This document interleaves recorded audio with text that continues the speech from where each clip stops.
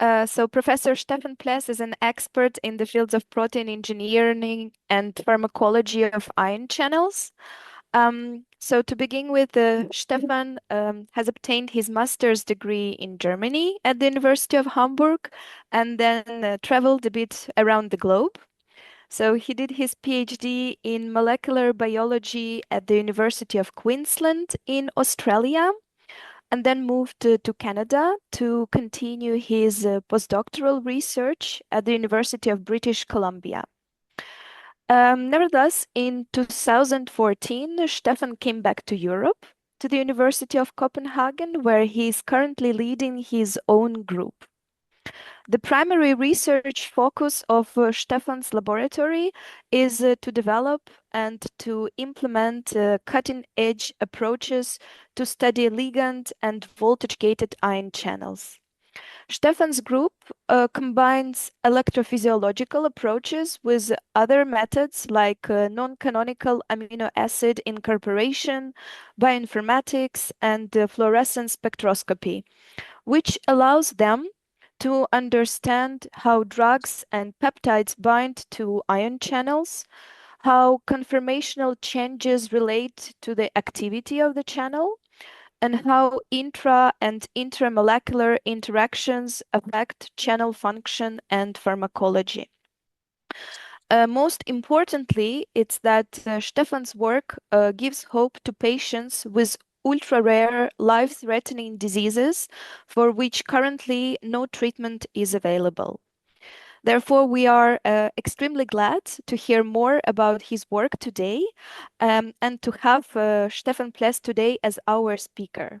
So please welcome him with his talk entitled More Excited by Other Proteins Than Voltage, the Unconventional Function of the Sodium Leak Channel Complex. The floor is yours, Stephan. Thank you very much for the kind introduction and for having me in the seminar series. To begin with, I'm very excited. I've been following it over the last months and years, I guess. I've really enjoyed sort of seeing what's going on in the field. And today I'm excited to make a small contribution to this sort of overview of what ion channel or what sodium channels in particular can do. So I very much look forward to this presentation, and I hope I'm going to recap some of the old data and then go into some of the latest findings that we have on the sodium leak channel complex. The type of sodium channels that we've been hearing in this series a lot about, and you all know about, these are the so-called voltage-gated sodium channels, and they're part of the so-called four-domain voltage-gated cation channel family. And there's 9 members that we typically consider in this family. They're all part of the superfamily. It also contains the voltage-gated calcium channels.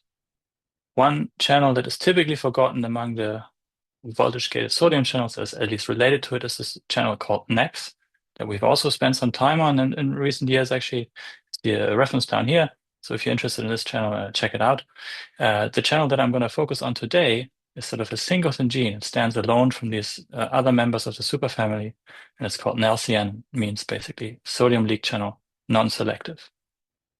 So I'm going to give you a very brief and very rough history of what this channel sort of has gone through so far. It was cloned in 1999.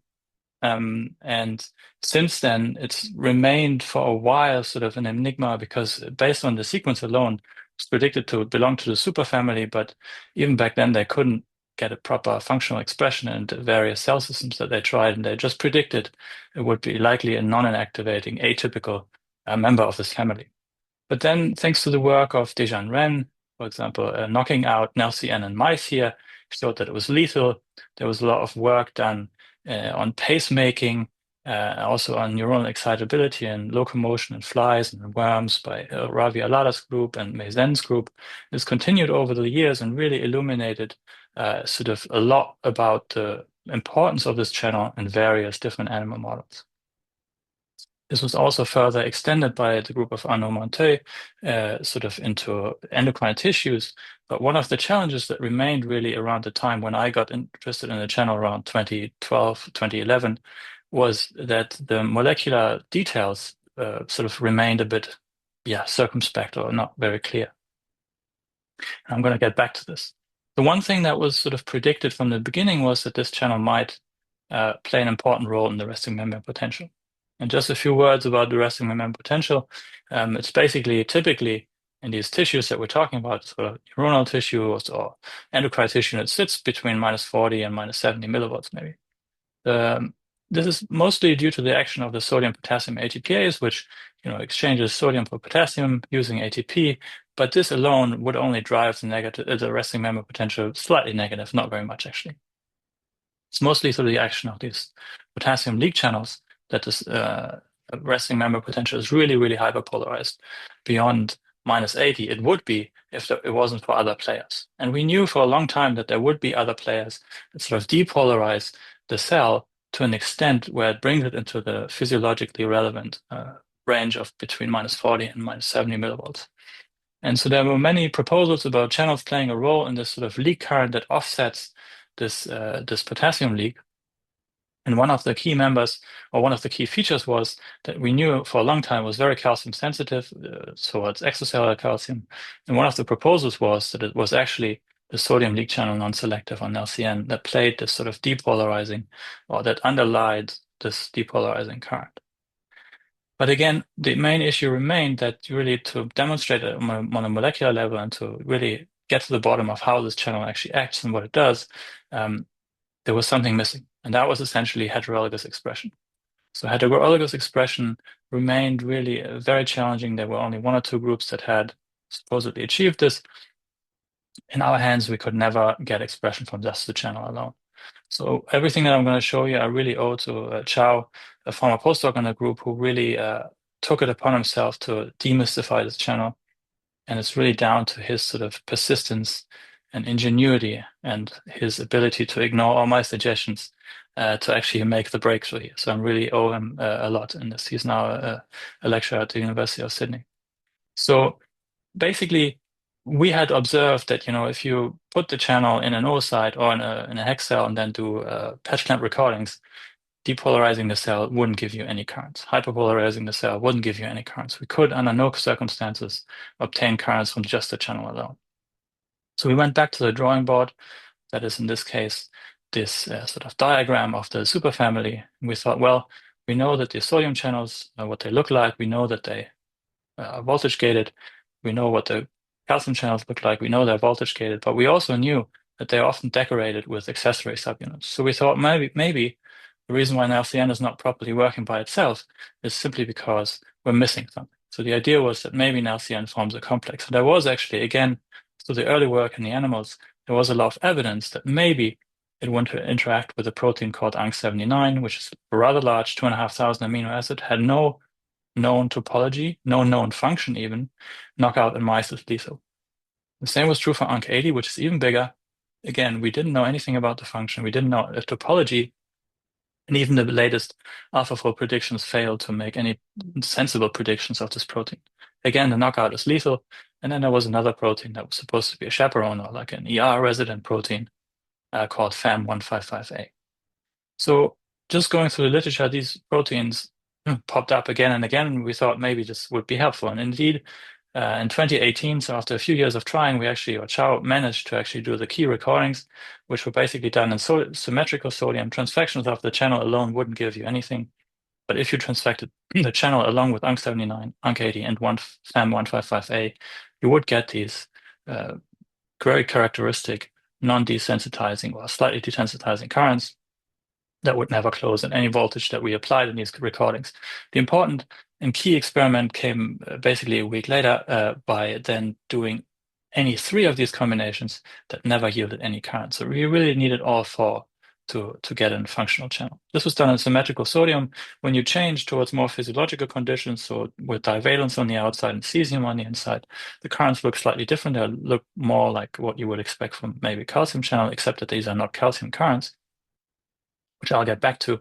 But the key point here is that even if you hyperpolarize the cells to very extreme potentials, you never can close this channel. So it displays characteristics of a proper leak channel. So the LCN function clearly requires complex formation, and there's sort of a bimodal voltage modulation, and there's no sign of channel closure at any of the potentials that we tried. this really opened up a lot of experiments towards the functional properties of the channel. And this is again spearheaded by Chao, this time together with Matthias, a former PhD and then postdoc in the lab. And basically, one of the first things I did, I looked at the topology of these channels. So we essentially have four domains. They're sort of not non-identical, but homologous. And in the first domain, or in each of the domains you have in the fourth transmembrane segments, you have positive charges, which is true in all of these family members. Except in LCN, you actually have much fewer charges. You only have 4 in the first domain, 3 in the second and third, and only 1 in the fourth. So we thought, what happens if this residual voltage sensitivity that we detected, where does this come from, basically? And so we simply made a very simple experiment. We made charge neutralizing mutations in each of these voltage sensing domains and tested them in a very simple expression system in oocytes, essentially. So this is the wild type recording. If we neutralize the 3 charges in domain 1, there was literally no current left. The same was true in domain 2, whereas domains 3 and 4 seemed to be impervious towards any sort of charge neutralization. So from this, we concluded that the S4 charges in VSDs 1 and 2 were actually important for this residual voltage sensitivity. Although remember, these channels are not per se gated by the voltage, they're just modulated by the voltage. And again, like always, everything is kind of relative. This is a sort of G versus G max plot of a variety of different channels. So you see, for example, shaker here acting about minus 30 millivolts. Maybe then there's a sodium channel in gray or CAV channel in light gray. They all have these steep voltage dependencies, whereas NLCN is much, much more shallow. So really the voltage dependence of this channel is very shallow. And we have to keep in mind that the VSDs, although they have some sensitivity towards voltage, they're really unable to gate the channel. So there's no opening and closing per se. It's just a slight sort of increase or decrease in open probability that's mediated by these VSDs.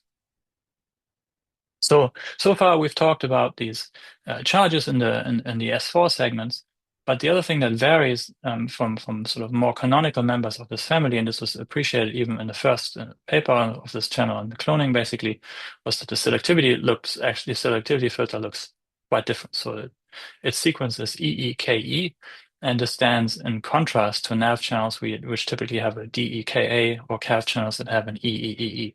So it's essentially a hybrid selectivity filter mode. And we wondered how this would sort of translate into a different ion selectivity. And with this sort of expression approach that we had now established, we could finally do this.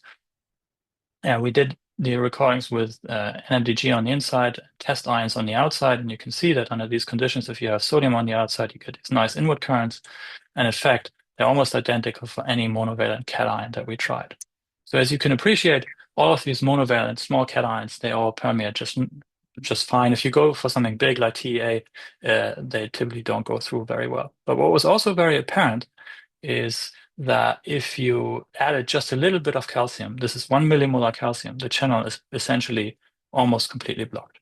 So we basically established that the NLCN is indeed non-selective, as was sort of predicted from the very early characterizations, but it's inhibited very potently by divalent cations. The IC50 is around 100 micromolar for the extracellular block, and I'll get back to that in more detail now.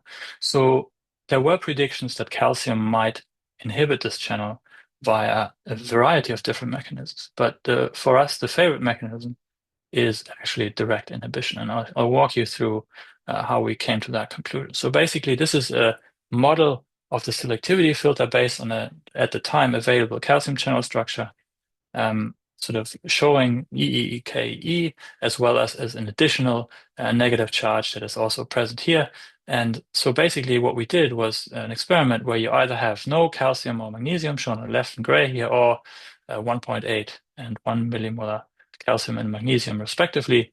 And you can see that when you switch from the left to the right here, you have a massive reduction in current. However, so it's about 95% reduction in current. However, if you now mutate, for example, the glutamate in domain 1, this effect is almost gone. So by mutating this charge, you almost get rid of this apparent calcium inhibition.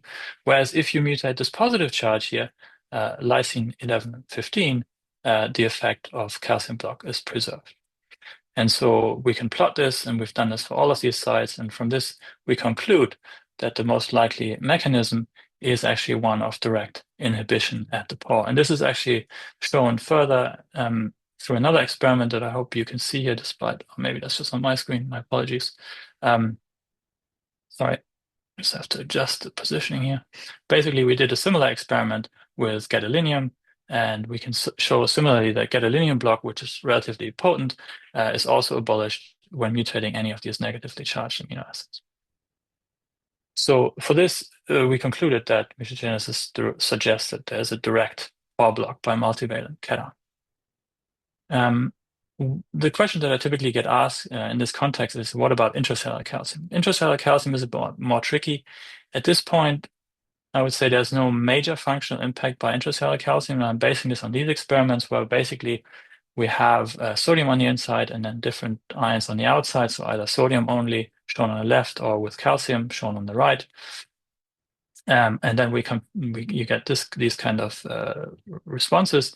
Whereas when you now have a millimolar calcium on the inside, together with the sodium, these curves look essentially identical. So having only sodium, no divalence, or sodium and and calcium, you essentially end up with similar inward currents in these scenarios. Now, there are different paradigms that can and likely should be tested. We also have evidence for calmodulin binding to the channel. I'll get into that later. So there might be a minor degree of calcium modulation from the inside, but we think the major mechanism from at least from free calcium is from the extracellular side. So this, in summary, for this part of the talk, Nelson weak voltage sensitivity originates primarily from the VSDs in domains 1 and 2. There's a very low open probability across wide voltage range. I haven't shown you the details, but it's around 5%. So it's really quite low. It's essentially non-selective among monovalent cations, but it's potently inhibited by multivalent cations. And this sort of highly potent inhibition by calcium is consistent with observations in vivo settings. We also think that our mutagenesis data supports the notion of a direct pore block, but there could also be indirect mechanisms leading to calcium-independent inhibition. And I'll get back to that later in the talk. So the obvious question at this point was, what does it all look like? So we knew this channel was a member of the superfamily, and at the time there were structures of voltage-gated sodium and calcium channels. And the obvious question was, does NLCN look similar or the same? And so we were fortunate enough to get two collaborators involved, Gian Payande at Genentech at the time, as well as his, at that time, postdoc Mark Schonsack. And they really did a fantastic work together with their collaborators that are listed on the bottom here of getting structures of these channels. So initially, they succeeded in getting a structure of the channel itself together with the extracellular domain of FAM155A. And in some ways, this was a bit of a disappointment because the structure of the channel, again shown in white here, was essentially superimposable on any voltage-gated sodium or calcium channel. I should say that at this point, when we published the work, there were basically equivalent studies published only a few weeks or months after us by Li Chen in Beijing and Zhen Yang in Huangzhou, and they basically got identical structures. It took another 2 years of trial and error from these three groups, or from the group at Genentech as well as Li Chen and Zhen Yang, to actually get, again, almost in parallel, structures that also contained UNC79, UNC80, as well as, and this was a surprise, a co-purifying calmodulin, which we had not transfected, which simply co-purified with the complex. But you can't really appreciate the overall structure of this complex until you turn it by 90 degrees, when you see the full width of this complex, which is at least 300 angstrom wide in this dimension, essentially. Although I have to say, even in this structure, we did not resolve the entire N and C termini of UNC80 and UNC79. So this really, the structure was very insightful in the sense that it showed us where there were contacts between the channel and UNC79 in this case, or UNC80 in this case here. And we keep working on deciphering the molecular mechanisms by which the channel couples to these UNC proteins. Now, the other thing that was sort of an obvious question for us and also for others was to see if there were any pharmacological tools available with which we could sort of investigate, interrogate this channel. Now, there are a number of people involved in these efforts on my team. I'm just going to show you data that was acquired by Chao, Oscar, previous undergrad, as well as Katarina, a former master student in the group, who've done a fantastic job of screening a lot of molecules, sort of in a low throughput format against this channel. And as I've shown you before, this is basically a plot here. So this is the inhibition. So the more the compounds inhibit, the higher the bar. So gadolinium is very good at inhibiting, calcium also, magnesium still okay, zinc also okay, TA not so much anymore.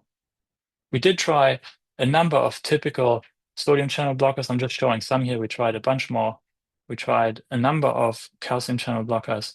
None of them really had any sort of reasonable blocking effect. The same was true, and this was particularly depressing because we spent a lot of money on many, many different toxins that were either targeting the VSDs or the pore, and none of them were sort of showing any promise of inhibiting this channel. Then we tried a number of other compounds. One of them I'm going to come back to, 2-APB, showed some inhibitory propensity of, but I should mention this is obviously a very promiscuous inhibitor that also inhibits many other channels, and we had to go to relatively high concentrations to see any inhibition. So the channel is clearly sensitive to block by multivalent cations, but no defined pharmacological profile was at least at the time sort of available.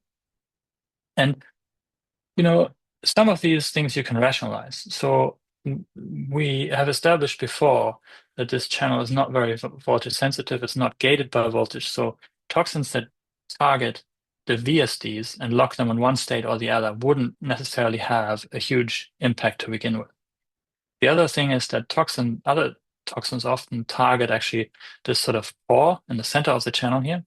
But given that in this case there was actually FAM155A residing right above the selectivity filter, the fact that none of the toxins that we screened had any effect was maybe not that surprising. But by far the largest small molecule or group of small molecule inhibitors of sodium or calcium channels, they actually make it to the channel via a different pathway. So, for example, in the sodium channels, you have these lateral fenestrations that Ben Corey talked about last week in this, actually not, in the last talk of this series. A beautiful talk illustrating how these molecules get through these side fenestrations basically into the channel lumen or the vestibule. And this is also true for calcium channels. So these channels typically have these wide openings in the sides that are called fenestrations. However, in NLCN, if you look at it just from this in this sort of simple depiction, you can see that there's no entry whatsoever. And actually, when you look at this in more detail, and this is work that was really spearheaded by Chao again, he really took the lead on this project.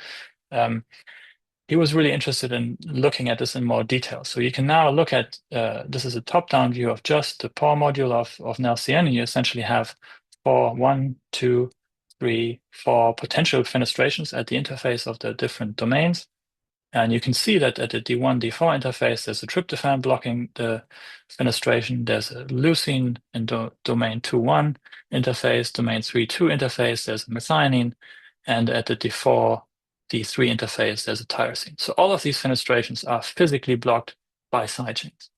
And in fact, if you feed this into a computer, you can actually see that there sort of, if you look for any sort of remaining sort of pathway into the central vestibule, at least see that the bottleneck radius is very narrow. So it's 1.1, 0.9, 1.1 for the first three, and there's actually no predicted tunnel for the last fenestration. So these seem to be, if at all, very, very narrow tunnels that would give access to the central vestibule and would likely not be accessible for small molecules. So the idea that Chao had was very simple, basically to make a quadruple A mutant, as he termed it, basically to take these blocking side chains in each of these side chain sort of interfaces and mutate them to alanine. So three in position 311, 588, 1145, and 1436. You would basically now have an alanine, and that would, as predicted by the computer, quite drastically open up the bottleneck radii to somewhere between 1.7 and 2.7 angstrom. So likely enough for small molecules to penetrate into the pore. And so now I'm going to come back to the 2-APB that I mentioned before. This is the structure, the chemical structure of the molecule. And what we had observed was already early on, that I showed you this data, that there was some inhibitory effect of this particular compound. Now, I want you to forget about the inhibitory effect of this molecule for just a second, because what happened when Chow mutated these alanines in all four domains was quite striking. The inhibitory effect was more or less hidden by the fact that when you washed out the compound, you had this massive potentiation. So now these channels were no longer inhibited by APP. Instead, we saw when we washed out the compounds a huge potentiation. One one thing that I should mention here is that I'm not going to talk about the inhibitory side from now on. I'm going to focus on this potentiating side. So this was quite striking, and through a lot of work that I'm not going to go through in detail, Chow established that basically, and together with Katerina, that 2-APB actually enters the central vestibule at the D1-D4 interface. And this was done through a very elegant series of experiments. So if you mutate the tryptophan to an alanine, you have this potentiation effect, very strong. If you now replace the tryptophan with a similarly bulky phenylalanine, you're only left with the inhibition. If you now block it from the other side on the background of the alanine mutant, so instead of having something bulky here, you have something bulky here, you can also end up with a channel that's only inhibited but not potentiated. So this is also the sort of summary of this. So the wild type is not very much activated at all. The quadruple A mutant is very much potentiated. And only if you have the single mutant, you get the potentiation. You can abolish it by making either of the two side chains lining this fenestration pathway bigger. The important thing is that none of the other alanine mutation at the other fenestrations gave rise to this activation effect. So this really seemed to be selective. We have another example of another drug entering through another fenestration, not this particular one. We've also then teamed up with Enzo Carnaval and Oscar, not Osaka, my apologies to him, in Philadelphia to do some MD simulations on the background of this mutant. And they could basically predict a few binding poses. Thanks to Ben Corey's work, we're pretty sure that these molecules are not always stationary. But in these simulations, we could basically establish that they most likely bind around this phenylalanine and this tyrosine here, at least in the case of 2-APB. And you can see in the quadruple A mutant, you have this potent potentiation or activation, whereas when you mutate the phenylalanine or the tyrosine, the potentiation or activation effect goes away. Whereas when you mutate a more distant residue, this sort of activation effect is retained. So it's really quite specific to where the drug is supposed to bind based on these MD simulations. So in summary, for these sort of classical NAV or CAV toxins, none of them seem to actually affect the channel as far as we can tell. Among the small molecules, we found 2-APB and other diphenylmethane or amine containing compounds to show at least some inhibitory potency. The inhibitory potency that I didn't cover here in this particular talk appears to come from an extracellular side rather than a pore or cavity side. But unplugging these lateral fenestrations reveals hidden drug binding sites within the central vestibule.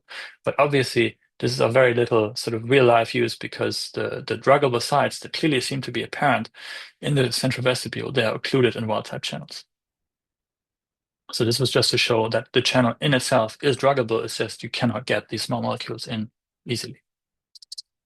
Now, why would we even care about the pharmacology? We do care about the pharmacology, not only in terms of a tool compound, but also because there are, and although it's an ultra rare disease, there are patients around 120 that we know of worldwide. And this work was, at least the work that I'm going to show you here is done by Nadine, Henrik, as well as previous work by Aisha and Claudia. And basically these variants or mutations in the gene, they have very strong implications. So these patients are typically affected by a number of different sort of symptoms. They're typically quite severe. They have they're mostly characterized by developmental delay. Some have seizures, and oftentimes they do not reach adulthood. So the molecular genetics of these variants is sort of split in two types of diseases, syndromes. One is called Clifford. It's typically de novo. They're typically de novo missense mutation, and then IHPRF are autosomal recessive, and they're typically nonsense for frame shift or deletion or missense, and they can be homozygous or compound heterozygous. So these are typically inherited, the IHPRS, whereas the Clifford variants, they're typically de novo. And so we looked at these. This is IHPRF1 causing variants, and they typically, but not always, result in truncated proteins because they essentially code for nonsense mutations. So they essentially encode stop codon variants or frame shifts. And as you would predict, when you look at these, or when we looked at these in oocytes, we found that typically these sort of nonsense or mutants that stop the translation of the protein at positions 37 in this case, or R10 or 8, they result in non-functional protein. There was one missense variant that we're aware of that we tested, the W1287L, and that actually was a loss of function compared to wild type. So all tested nonsense variants abolished the function, whereas the missense variants reduced the current. Now, what is interesting about the other type of variants that we observe, these Clifford-causing missense variants, they cluster in the pore domains. And this is not all the variants that we know, but it illustrates the point that most of them cluster into the S5 or S6 segments of these channels. And when we tested them, they typically are gain of function. So I'm giving you 4 examples, one from each of the domains here. They're relatively randomly picked, so the wild type. When you compare them to these variants, you can see that not only do they appear to activate faster, but they also sort of have more inward current, which would be likely the disease-causing phenotype here. So they are quite drastic in terms of having increased inward currents as well as altered kinetics. Now, we've tested many of these. Some of them are published, not all of them. The one that I'm going to focus on for just a few more minutes is this R1181Q. The reason is because it accounts for over, I think, 20% of all Clifford patients. So it's by far the most common variant. And we've actually started to characterize this variant in more detail. So this is done in oocytes. This is the wild type. We basically look at the tail currents. This was done work done by Sam in the group, where we do tail current recordings, and you can get sort of a rough idea of the voltage sensitivity, and you can see that this variant R1181Q appears to be left shifted quite a bit from the wild type. The important thing is that this doesn't only happen in oocytes, it also happens in HEK cells. You get sort of a prominent gain of function like phenotype for this particular variant. We've also teamed up with the Channeling Hope Foundation, which is a US-based patient organization, which basically brings together patient families with children that suffer from these Clifford or IHPRF variants. And we have been lucky enough to work with some of these families, get some of the patients, so 3 patient families, to Copenhagen last year. And Nadine here carries actually blood cell samples from both the patients as well as their parents or their siblings. And she's now in the process of reprogramming and undergoing neuronal differentiation with these cells. So either with the patient's somatic cells, so these blood cells, or with a healthy donor from a relative, essentially making patient-derived iPSCs. Then we're currently reprogramming or differentiating them into neurons. And then we want to characterize these variants using immunocytochemistry, electrophysiology, and also single-cell genomics. So this is work that was currently being done by Nadine. So in summary, these mostly inherited IHPF1 variants result in loss of function phenotypes as far as we can tell. Clifford variants occur de novo and result in typically gain of function phenotypes. But, and it is important to remember, heterologous expression systems are likely not ideal for these sort of to predict variant pathogenicity. And it's unclear how loss of function and gain of function result in similar patient phenotypes. So there's lots to be done in this area. Now, the last part of the talk, I want to dedicate sort of 3 very short stories on other proteins that appear to regulate NALCN. So far, I've shown you how it doesn't work as a channel to begin with unless there's other proteins present, but we have good evidence to believe that there are at least a handful, but likely many more other proteins that have a very strong regulatory effect that actually exceeds that of, for example, voltage on the channel. So the first very brief snippet that I'm going to give you here is in what I call inhibition by an unusual suspect, the possible role of the STAC2 adapter protein. Now, this was work, again, spearheaded back in the day by Chow and a student he supervised, Palin 2. And this really originated from a very, very naive screen from the very early days from our work on this channel. So, when we knew we could express it, we thought, why don't we see if any other known accessory subunit from sodium channels or from calcium channels have any effect on Nelson currents. And it didn't seem to be the case. We also tried chemodulin overexpression. We tried STAC1. We tried STAC3 because some of these have been implicated in the modulation or the functional sort of landscape of calcium channels. But then we came across STAC2, which clearly had a very strong inhibitory effect on the complex. And we've also tried sort of random other accessory proteins of other ion channels, but couldn't come across anything else that had an effect quite like STAC2. So STAC2 is basically an adapter protein that appears to reduce Nelson current amplitude quite substantially. It appears to be, I'm not showing you the data here, it appears to also have roughly overlapping expression with Nelson complex, and we're doing more work on this right now. But what was really immediately obvious from the recordings that were done was that it was basically titratable. The more STAC there was, the more inhibition you got. And another is one of my favorite experiments, actually. So you inject Nelson together with its subunits on day 0, and then on day 5, you inject either water or you inject RNA for STAC2. And then you just wait a couple of hours, 2, 4, 6, or 8 hours, and record the currents. And what you can see here is when we focus on the inward current, which are likely to be physiologically more relevant, within about 4 hours here, you can see that the currents are almost completely reduced, whereas at 6 or 8 hours, the current is essentially gone. So it's incredibly rapidly acting. So it's dose dependent and rapid, at least in this very simplified oocyte system. What's interesting, it doesn't seem to be I'm not showing you data here, but it's not channel expression that's affected. By looking at gain of function variance, we could actually show that STAC2 changes the kinetics of the channel. As you can see here, basically by comparing these currents when there's no STAC or STAC in red, you can see that the kinetics are different. This is also is the same for different mutants. These are all gain of function mutants that were expressed in the absence or presence of STAC2. So STAC2 appears to affect Nelson gating, but not at surface expression.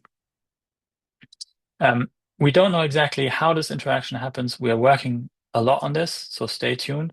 I'm just going to give you a little bit of an intro here. The same is true for G proteins. This is work that has been spearheaded by Harms. So this is based on basically a literature review. So by looking through the in vivo or neuronal recordings of G proteins, we could easily identify, for example, GABA B receptors that were predicted to act on Nelson via G proteins. The mechanism of this will remain sort of unknown, but what Henry could show is that basically if you express Nelson and then you co-express something like G alpha O or G alpha I, you massively reduce the currents. So really in the presence of these G alpha proteins, the currents are greatly reduced. This is not through G beta gamma. G beta gamma does not have an effect. It's really the alpha 70 that does the trick, whereas G alpha S has the opposite effects by massively potentiating the currents that are going through the channel.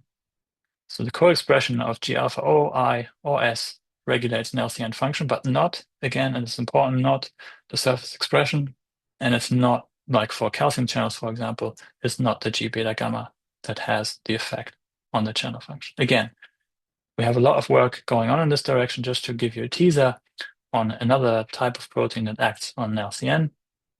And finally, Sam had sort of undertaken a big and I would say bold approach to really identify novel protein-protein interactors of Nelson by using bioinformatics and bioinformatics only.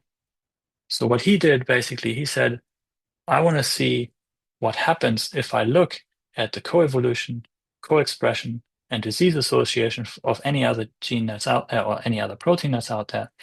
Because if any of these proteins co-evolve, co-express, and have a similar or overlapping disease association, there's a good chance that there might be interactors of the NLCN leak channel complex. And to make a long story short, I'm not going to take you through the details here. Basically, came up with this UMAP projection where basically the warmer colors indicate the type of proteins or genes that are more closely or more similar to an LCN according to the coevolution and co-expression scores. And we've essentially picked a few dozen of these candidates and subjected them to a functional screen in the presence of the NLCN leak channel complex. So we've done a screen here essentially. What's important to know here is that this is the wild type. You get a spread in the data of the current. This is a log scale here, so it's 10%, 30, and 100. If you co-express this with syntaxin, you get a very large spread, but a bit of a reduction. Synaptobrevin, again, bit of a spread, but clearly an inhibition. SNAP25B, on the other hand, didn't inhibit at all. However, those of you who are into synaptic physiology will have recognized at this point that the components that I'm listing here, they're all part of the so-called snare complex that's important for the vesicle fusion at the synapse, for example. And what was interesting was when we combined these, for example, syntaxin 1A, which already inhibited by itself, but if we combined it with SNAP25B, which didn't inhibit by itself, together they had a very strong effect. Just to put this in perspective, this is the wild type current, this is syntaxin by itself, and this is combined. So we really, really drastically reduce the current amplitude through an LCN. This doesn't happen with the related NaV1.4, NaV1.5, or NaV1.7 channels. And it doesn't affect the channel through surface expression. So it's another mechanism.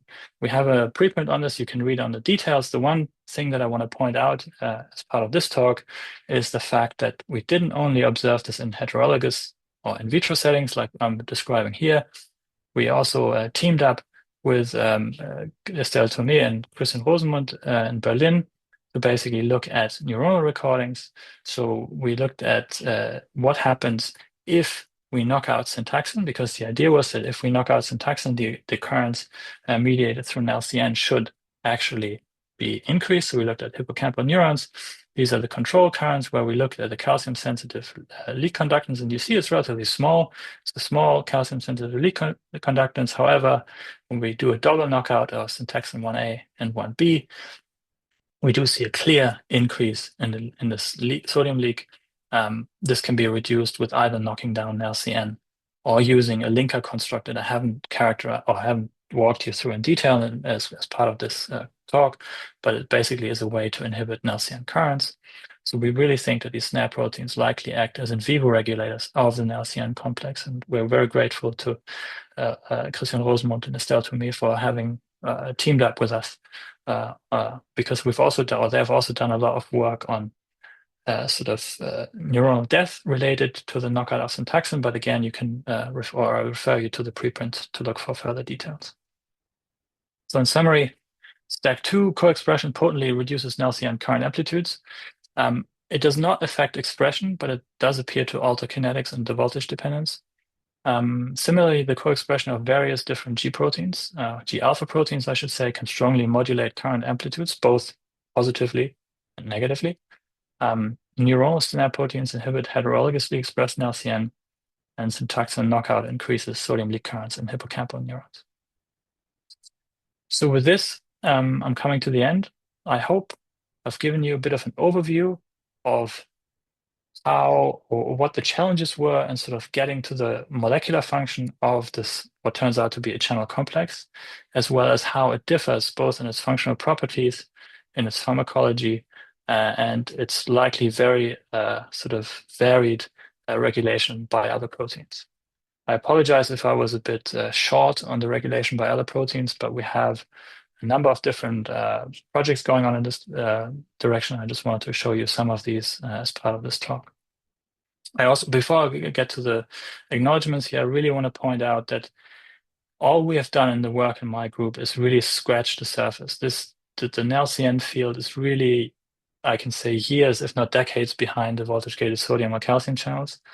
And it's really been great to see more and more groups picking it up, and we're more than happy to share any clones or any sort of advice that you might want if you want to embark on anything in this field. So we'll be glad to help out to get you started on your own LCN adventure in the future.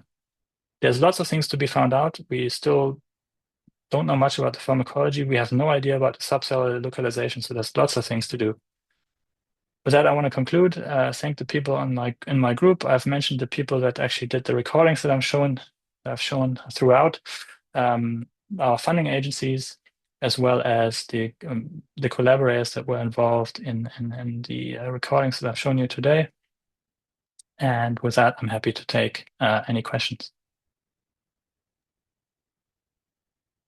Thanks a lot, Stefan. This was really a great talk and a really great journey through all aspects of American channels. There are already a lot of questions in the chat, and so I will just directly dive in. The first is of Jean-Sébastien Rougier. He's asking on the pharmacological aspects and asks whether you tried to abolish the interaction between the main subunit of the channel and the other proteins, which are important for the function of the channel, as another way for modulation of channel function. Yes, we have done that. Let me just see if I can get there quickly. We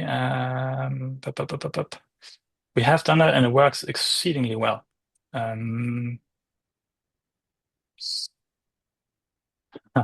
Maybe I can't get to it. Sorry. Let me just see if I can I get to my.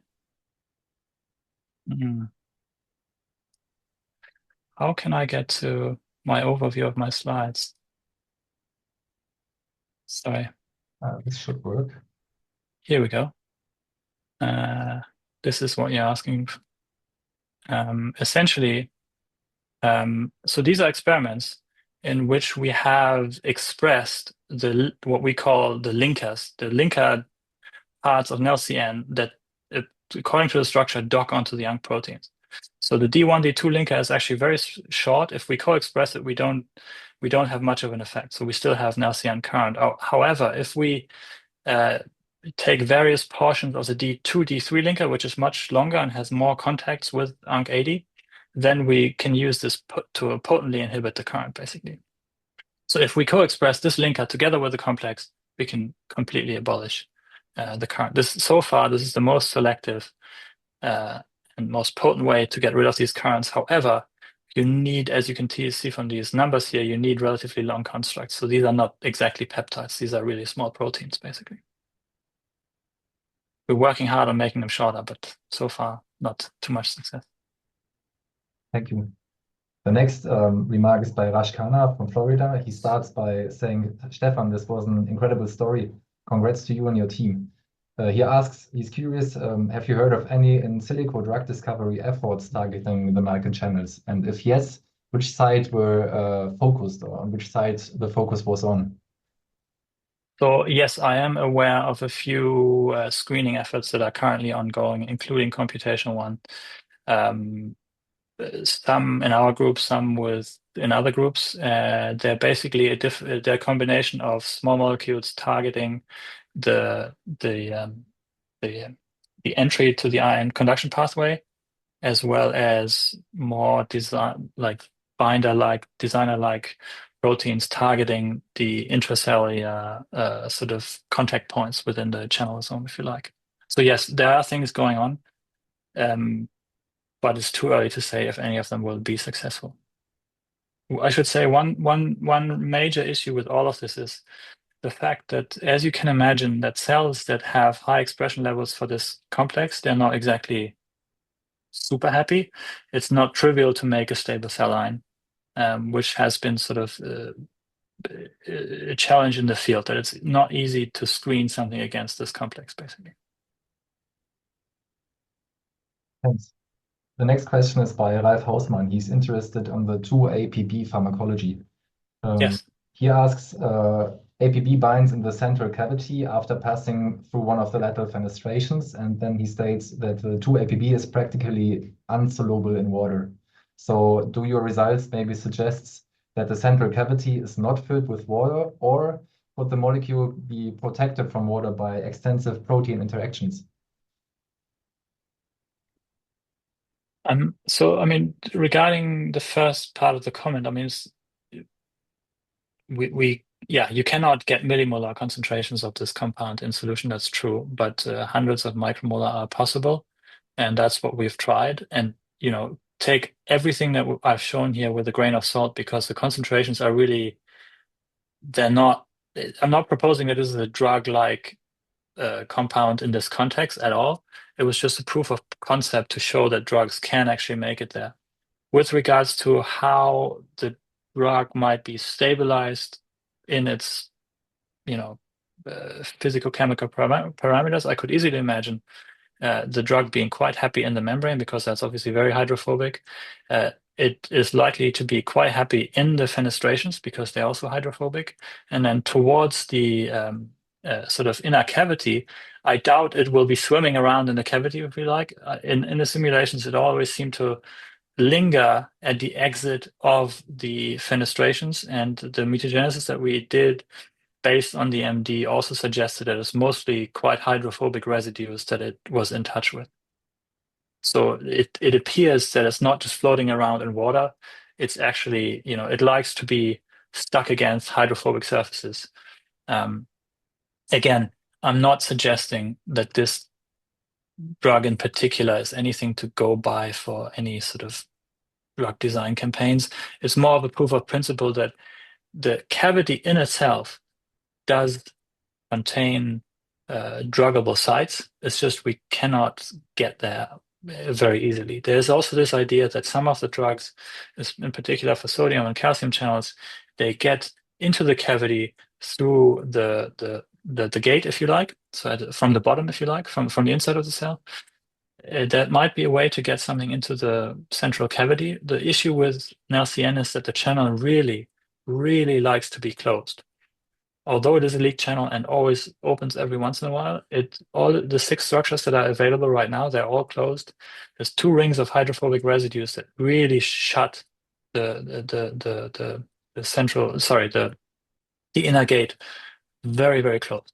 So I think at least we haven't found a way to really prop the channel open and make it more amenable towards drug access from the inside. Thumbs up for Balf for this, so thanks. The next question is from Rashkana again. He asks whether there are any speculations as to if there is a non-conducting role for nicons, perhaps in assembling complexes or organelles, for example. I mean, the short answer is I don't know. What is intriguing is the large size of these UNC proteins. As far as we know, they exclusively, and this was work done by Dejan Ren's group, they suggested that the UNC proteins, when they occur in the cell, it's always in combination with the channel. We do not know what other function these UNC proteins have. There are loops on, I don't know if you can see my mouse here, but there are loops on these UNC proteins that are up to 500-600 amino acid in length that we have no idea what they look like, what they're doing. They might have enzyme-like structures. We really don't know. This is the one part of the story, so we really don't know what other. So what I should mention is that these two, the UNC79 and UNC80, are among the most conserved proteins in our nervous system. So they clearly do something. There's some importance to them, but the contact points with the channel are relatively small. So what the rest of these proteins are doing is going to keep us and others busy for years to come, I think. The other thing that I want to point out is, and this is work done by Arnaud Monteil's group, this is quite interesting that they made observations that in some endocrine tissues, so I've mostly focused on the neuronal function of this channel, it is also expressed in the heart and in endocrine tissues. In some endocrine tissues, the channel appears to be shut and only activated in response to kinase activation and other things. So it doesn't seem to be the case that it's always a leak channel in all tissues. It appears that in some cases it's more acting like a ligand-gated channel. And this is coming back to your question, Rajesh, that maybe there are some roles that are different from this canonical leak function that I've talked or focused on mostly. I hope that answers your question. I'm sorry if I went off track there. He shows also thumbs up and seems that helped. The next question is by Jean-Sébastien Rougier, and he is asking about the stop mutants leading to the disruption of the channel conductivity. He asked, the mutants that you present suggest that the C-terminal part plays an important role in the function of the channel. Did you try to remove only the C-terminal part or a portion of it and investigate the consequences on the function? Yes, and the short answer is yes, we did that. And the long answer is it gets very complicated. So the C terminus is clearly, like in other voltage-gated sodium and calcium channels, seems to be very important for channel regulation. So you can delete it up to a point. If you chop it up completely, then things, yeah, it's very difficult to sort of retain any function. There is clearly an importance to the C terminus. If we're focusing on the structure here, you can kind of see this band of protein here going down in the back, and that's the C terminus, and it's actually touching against the UNC proteins here again. So by removing it, it's not entirely surprising that you really impact function, but also regulation. And we have good reason to believe that at least some of these regulatory proteins seem to bind at or around the C terminus, which is also where calmodulin binds to an IQ-like motif. Thank you. The next question is by Michael Netzer. He starts by pointing out that this was a fantastic talk and a beautiful presentation.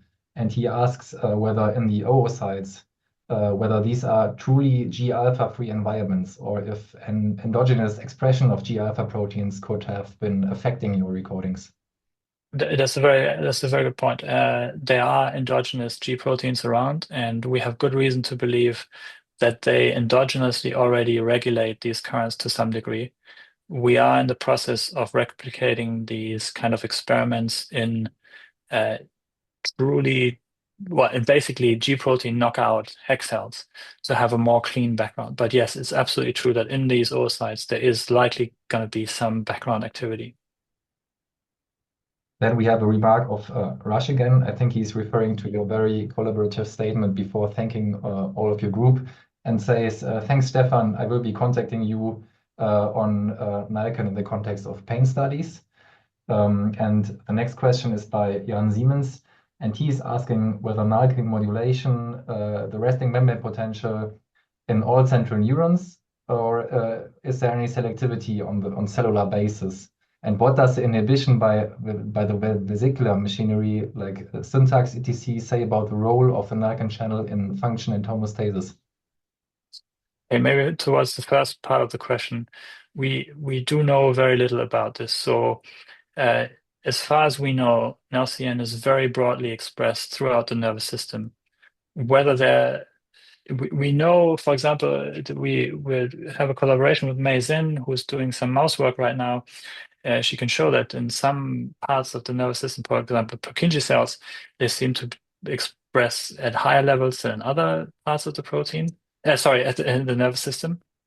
So I think based on the understanding that we have so far, it's a bit hard to say where exactly it plays its most important role. We also don't know anything about the subcellular localization. That's leading me to the second part of the question, if I'm right, that unfortunately we do not know where an LCN or any of its auxiliary proteins for that matter actually localize. So that also means we do know very little about what, if any, effect it has on vesicle fusion or synaptic transmission. We simply don't know that. We do know that so I would refer you to the preprint on more details regarding how the sodium lead channel mediated currents might be related to neuronal death and syntaxin knockouts, but this effect is likely to be completely independent of any fusion machinery mediated events, basically. Again, I should ask the question, did that actually answer the question or not? Especially the first part of the question. Did I answer that? So at least Jan, yes, it did. He answers in the chat. Yeah, so Okay, still happy. thanks. Sorry. Perfect, great. So there's another remark by Jean-Sébastien. He congrats you also on the great talk and the data. And Mark Behrend is interested whether the GA effects on the protein are CAMP dependent. Not as far as we can tell. So we need to do a bit more work on this, but as far as we can tell, they do not seem to be CAMP dependent, at least not strongly. Next question is by Baron Chandler. He also states that you gave a fantastic talk, and he was wondering also on the APB effect, whether it is on conductance or open probability, and what is the maximum open probability of these channels? Okay, so the first part of the question, I do not know. I really do not know.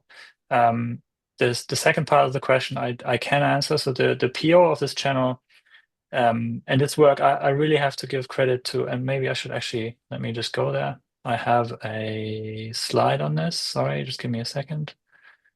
Sorry for the terrible scrolling here.